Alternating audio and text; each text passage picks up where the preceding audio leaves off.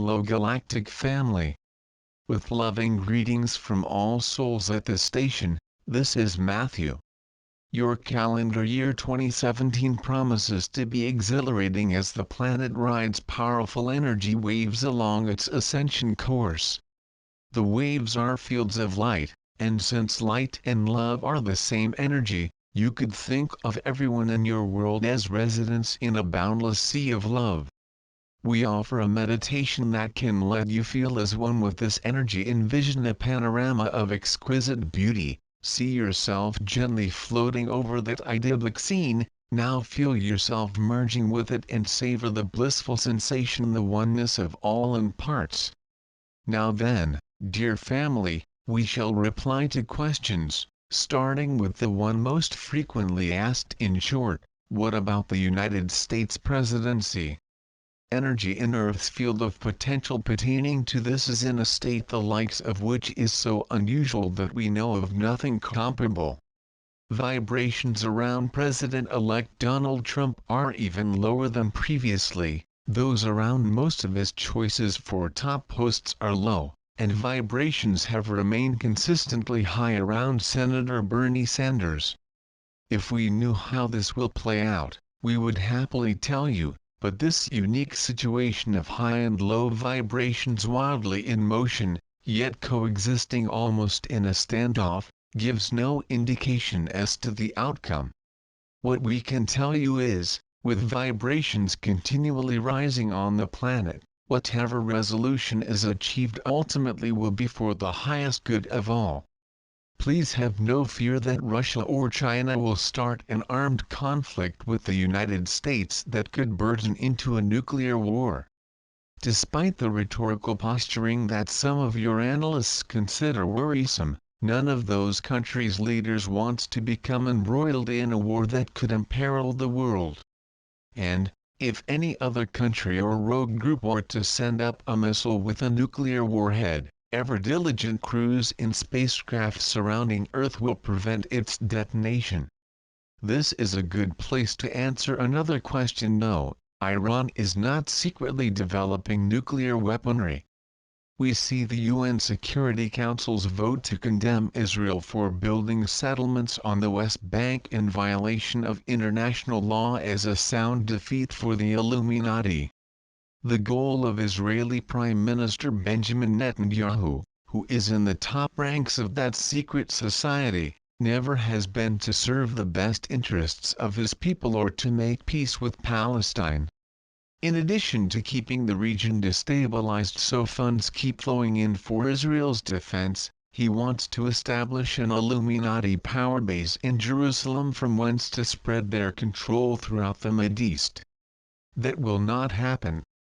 Storms and record temperatures are due partially to weather-controlled technology. Chemtrails and other toxic pollutants in your atmosphere also have a role in this. So you are right in thinking that the Illuminati, not Mother Nature, are causing anomalous weather conditions as they are responsible for all the contributing factors that are delaying the planet's return to a moderate climate globally. The prevalence of geophysical incidents does come from two sources: mining, drilling and fracking to extract fossil fuels is one. The other is Earth's release of negativity that in part is caused by those environmentally damaging operations. We have been asked our source of information that Russian President Vladimir Putin is justified in denying his country's involvement in the hacking of Democratic National Committee emails and those on a personal computer, which is contrary to the United States intelligence agency's conclusion that the Kremlin is responsible. Some members of our universal family living among you are in major intelligence agencies around the globe. It was the ones in U.S. agencies who told us they hacked and released the emails, and other members have expertise in tracking hackers' footprints. Our sources know that Illuminati in those various agencies report false information to breed conflict. The reports given to U.S. President Barack Obama put the blame on Russia, which led to more sanctions against that country. This was in line with the Illuminati's penchant for retaliation. They misled Obama and created more economic problems for Putin because both leaders refused to join forces with them. FBI Director James Comey knows who the hackers are, why they released the emails and the criminal evidence they contain. He didn't disclose that information due to threatening pressure from the Illuminati faction behind Hillary Clinton.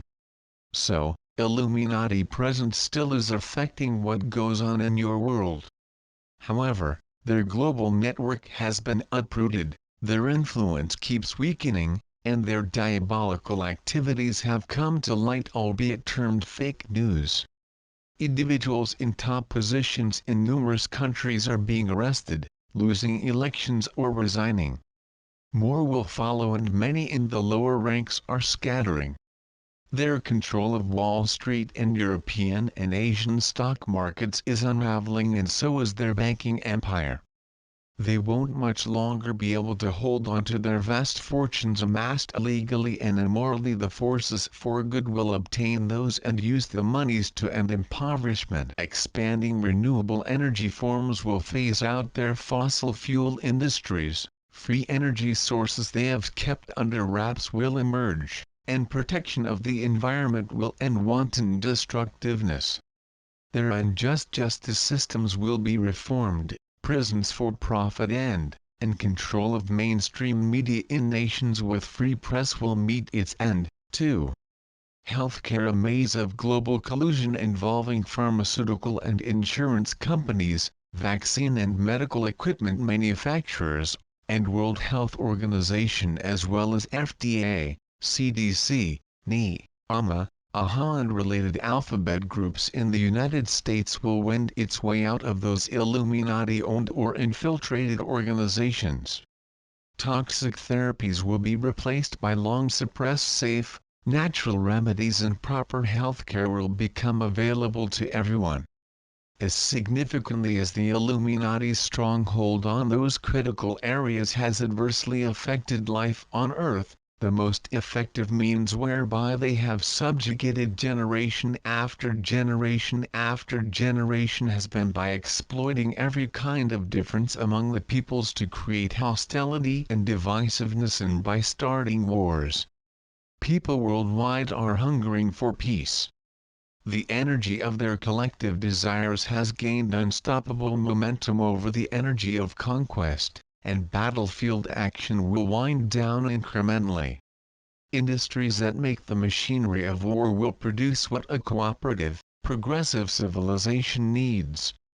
Construction companies with honorable management will rebuild destroyed cities.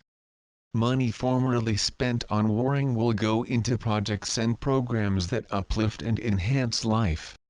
Some of those activities are underway, others are beginning, still others are in planning stages, and rising vibrations will be undergirding all the endeavors. You will be seeing evidence of this, but please do not expect the continued unfolding of world transformation to be free from patches of resistance. You are well prepared to deal with those as they arise and help others do the same. Beloved sisters and brothers, you have earned PhDs in ingenuity, perseverance, and triumphing over obstacles. Many readers who write to my mother mention that they are in their 60s, 70s or 80s.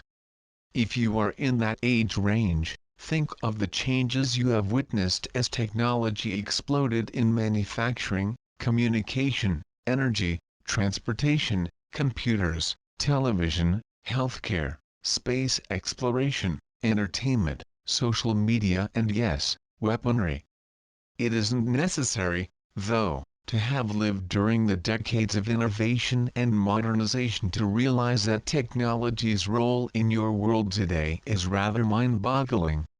That is the preface, you could say, to our reply to this question. With vibrations on the planet high and rising, why is there still so much violence, bigotry and greed?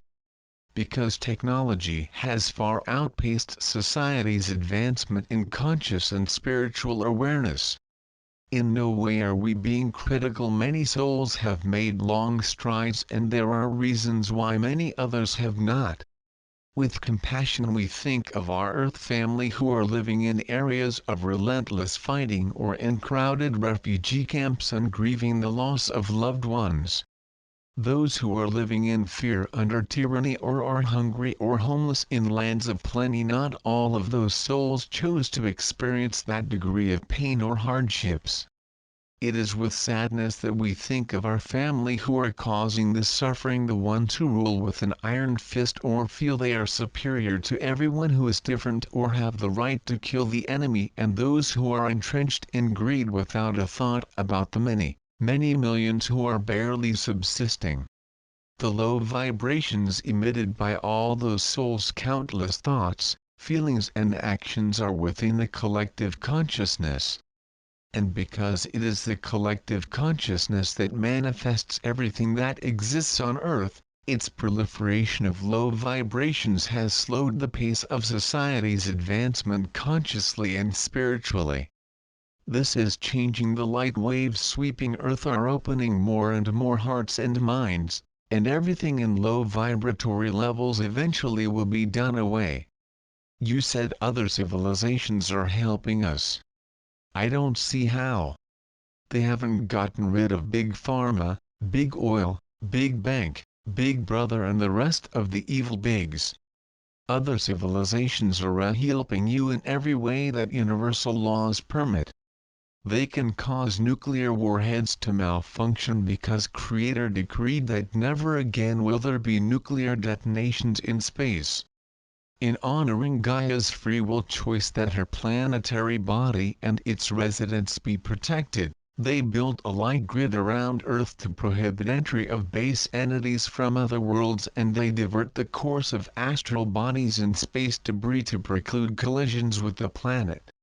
Along with beaming massive light to Earth and leveling out the impact of geophysical events without lessening the amount of negativity released, they decrease toxic effects of pollutants in your air, land and seas, and neutralize toxins in vaccines designed to cause pandemics.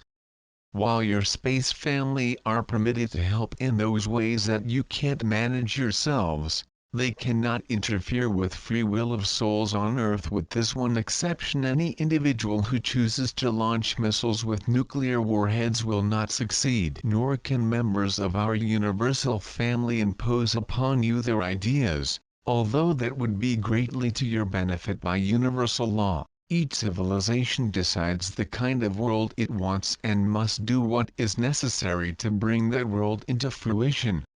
However, during this unprecedented era in the universe, souls have the opportunity to complete in one lifetime all third-density karmic lessons so they can evolve, and other civilizations are permitted to share their heavy karmic burdens.